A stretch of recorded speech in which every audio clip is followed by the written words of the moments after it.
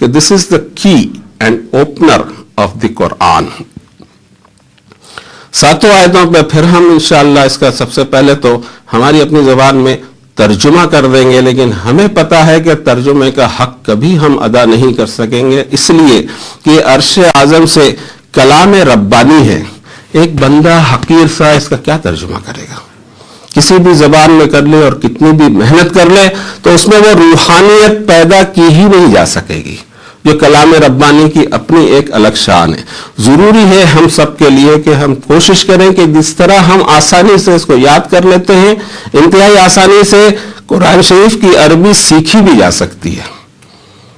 قرآن شریف ایک بک ہے لمیٹڈ، اس کی لمیٹڈ ووکیبلری ہوگی، اس کی پرٹیکولر ایک گرامر ہوگی، اور یہ 200 گھنٹے کا ایک کورس تیار کیا ہے اللہ کے کچھ بندوں نے کہ اگر 200 گھنٹے کی محنت کوئی شخص کر لے تو قرآن شریف کی عربی کی اتنی سمجھ تو اس میں ضرور پیدا ہو جائے گی کہ اس کا رب اس سے کیا بات کہہ رہا ہے وہ سمجھ جائے گا. وہ نہیں کوئی ادیب اور فلاسفر یا کوئی پوئٹ بنے گا، لیکن ایٹ لیسٹ وہ سمجھ جائے گا کہ اس کا مالک اس سے کیا کہنا چاہتا ہے.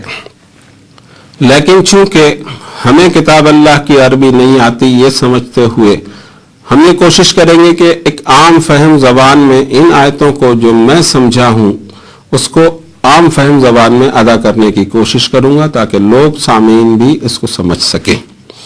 پھر اس کے بعد ہم اس پہ تدبر اور تفکر کریں گے کہ ان آیتوں میں ہمارے لیے کیا پیغامات ہیں، کیا اسباق ہیں، کیا درس ہیں. اس کو حاصل کرتے ہوئے اس کو ہم آپ سے شیئر کریں گے. پہلے ترجمہ کر دیتے ہیں الفاظ کی رعایت کے ساتھ، گرامر کی رعایت کے ساتھ، اور کتاب اللہ کی روح کے ساتھ، اور اس کی تنزیل کی مقصد کے ساتھ. تنزیل کے سسٹم کے بارے میں ہم بتا رہے تھے کہ اس کی تنزیل کا سسٹم 26 نمبر کی سورت شریفہ میں بیان فرمایا گیا کہ وَإِنَّهُ لَتَنزِيلُ رَبِّ الْعَالَمِينَ. یہ قرآن شریف ریویلیشن ہے، اوپر سے نیچے آیا ہوا ہے، نازل کیا ہوا ہے رب العالمین کی طرف سے، جو سارے جہانوں کا پروردگار اور خالق اور مالک ہے.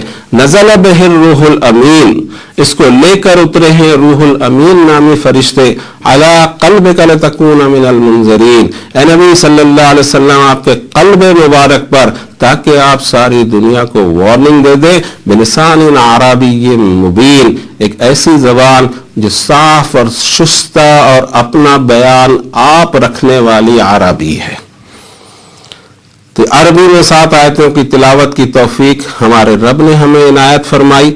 جو کچھ یہ ہو رہا ہے اسی کی توفیق سے ہو رہا ہے. انسان کے بس کی کوئی چیز نہیں ہوا کرتی، اس کا رب جو توفیق دے.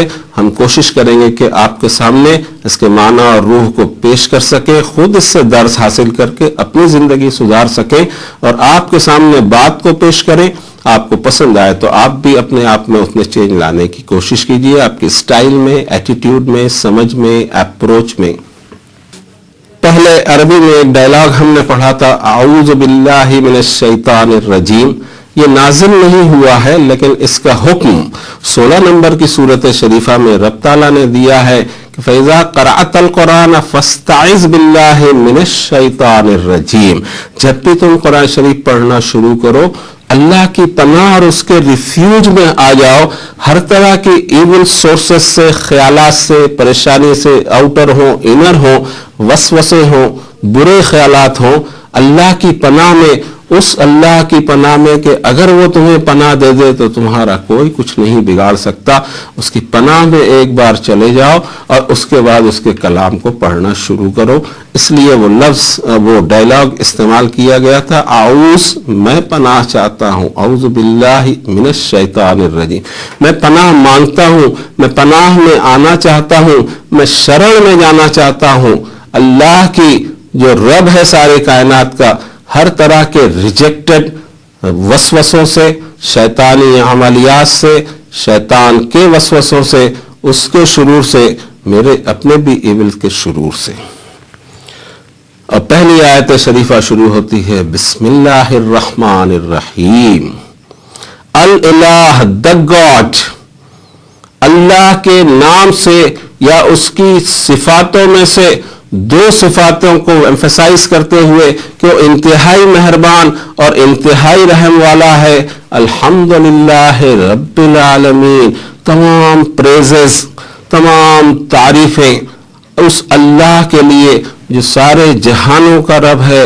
الرحمن الرحیم، انتہائی رحمتوں والا، انتہائی مہربان. مالک یوم الدین، انصاف کے دن کا وہ مالک اور بادشاہ. ایاک نعبد و ایاک نستعین، اے رب ہم تیری ہی عبادت کرتے ہیں، ہم اپنے آپ کو تیری ہی غلامی میں دیتے ہیں اور تجھ سے ہی ہر طرح کی استعان اور اسٹرینتھ اور مدد کی درخواست کرتے ہیں.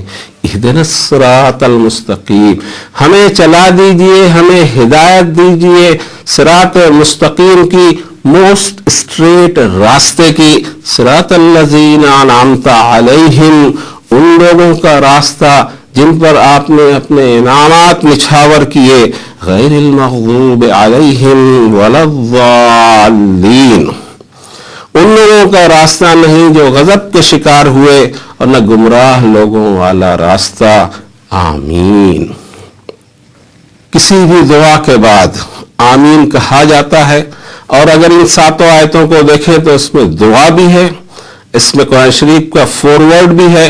قرآن شریف کے مضامین کیا آگے آنے والے ہیں اس کی بنیاد بھی یہاں شارٹ میں بتائی جا رہی ہے.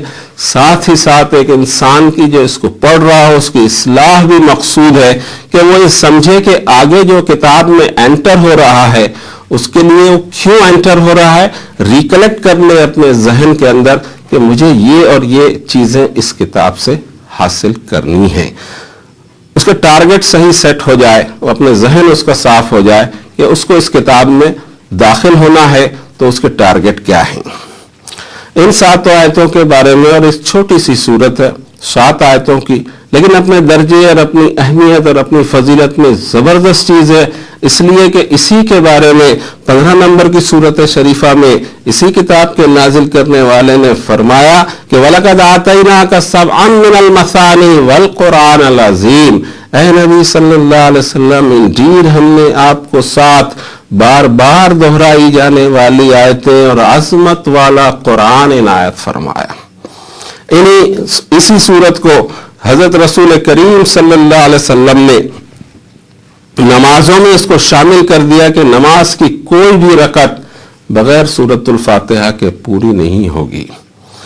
جو لوگ نمازی ہیں تقریباً یہ سمجھا جا سکتا ہے کہ سنتیں اور نوافل پڑھنے کے بعد پورے دن کے اندر 30 سے 35 رکعتیں ان کی ہوتی ہوں گی، اور 30 یا 35 مرتبہ وہ اس دعا کو رب تعالیٰ سے مانگتے ہیں. یہ ذہن میں ہمارے ہونا چاہیے کہ کتنی اہم دعا ہے. اس کے علاوہ بھی احادیث شریف میں اس کی بہت ساری فضیلتیں بیان ہوئی ہیں. اس وقت ہم واپس آتے ہیں ایک ایک آیت پر پھر تدبر اور تفکر کرتے ہیں، اس لیے کہ یہی کتاب ہم کو دعوت دیتی ہے تدبر اور تفکر کی. کتاب انزلناہ الیک مبارک لیدبروا آیاتہ ولیتذکر اولو الالباب، اے نبی صلی اللہ علیہ وسلم کتاب آپ کی طرف اتاری جا رہی ہے اس لیے کہ اس پر تدبر کیا جائے، اس کی آیتوں پر غور و فکر کیا جائے، ڈیپتھ میں جایا جائے. یدبروا آیاتہ ولیتذکر اولو الالباب، جو اہل عقل ہیں جنہوں نے اپنے عقل کے دروازے کھلے رکھے ہیں وہ سدھرتے چلے جائے، اپنے ہر عمل کو، اپنی ہر سوچ کو، اپنے اخلاق کو اس کے پیمانے سے سیٹ کرتے ہوئے اپنی زندگی گزاریں.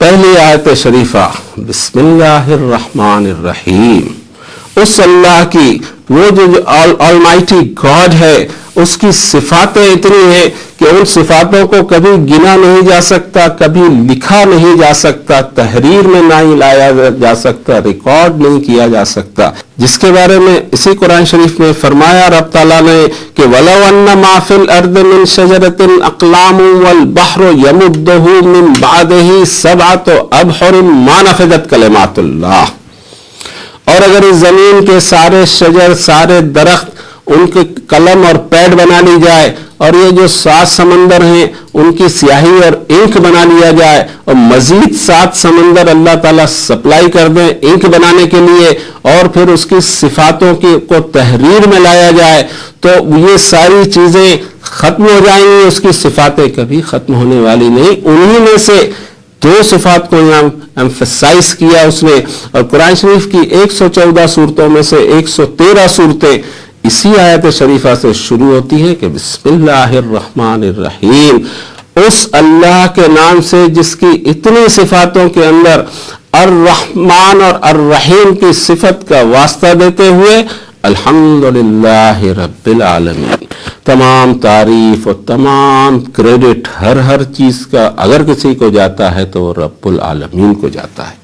کسی میں خوبیاں ہو، قابلیت ہو، خوبصورتی ہو، کچھ اور پروڈکٹیوٹی ہو، یا اور صفاتیں ہوں اور کوالٹیز ہو، ایسا دکھائی دیتا ہے کہ کسی کی دی ہوئی ہے۔